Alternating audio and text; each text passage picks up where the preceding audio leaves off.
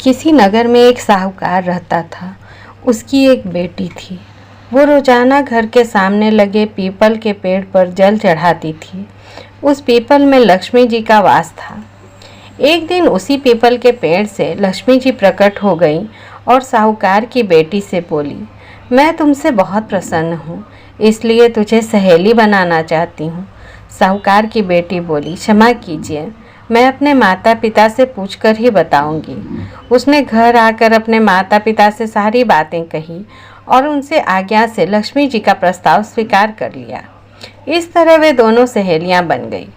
लक्ष्मी जी उससे बहुत प्रेम करती थी। एक दिन लक्ष्मी जी ने उसे भोजन के लिए बुलावा दिया। जब साहूकार की बेटी भोजन करने के लिए पहुंची तो लक्ष्मी जी ने उसे सोने चांदी के बर्तनों में खाना खिलाया, सोने की चौकी पर बिठाया और उसे बहुत कीमती रेशमी कपड़े ओढ़ने पहनने के लिए दिए। इसके बाद लक्ष्मी जी ने कहा कि कुछ दिन बाद मैं तुम्हारे यहाँ आऊँगी। साहूकार की बेटी ने हाँ कर दी और घर चली गई। उसने जब सारी बातें माता पिता को बताई तो वे बहुत खुश हुए, लेकिन बेटी कुछ सोचकर उदास होकर बैठ गई। जब साहूकार ने इसका कारण पूछा तो उसकी बेटी बोली, लक्ष्मी जी का वैभव बहुत बड़ा है, मैं उन्हें कैसे संतुष्ट कर सकूंगी।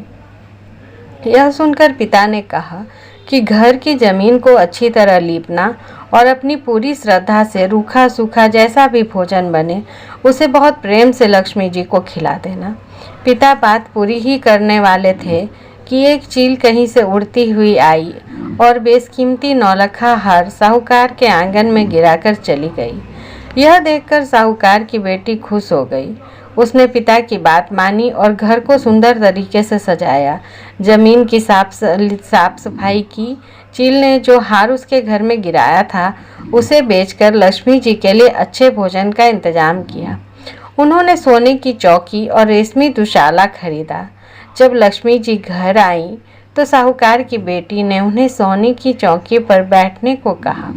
इस पर लक्ष्मी जी ने कहा, इस पर तो राजा रानी बैठते हैं। इतना कहकर वह साफ जमीन पर ही आसन बिछाकर बैठ गई और बहुत प्रेम से भोजन किया। वह साहूकार के परिवार के आदर सत्कार से बहुत खुश हुई और उनका घर सुख संपत्ति से भर गई। हे लक्ष्मी माता, जिस तरह आपने साहूकार के परिवार पर अपनी कृपा बरसाई, उसी तरह सबके घरों को सुख संपत्ति से भर देना।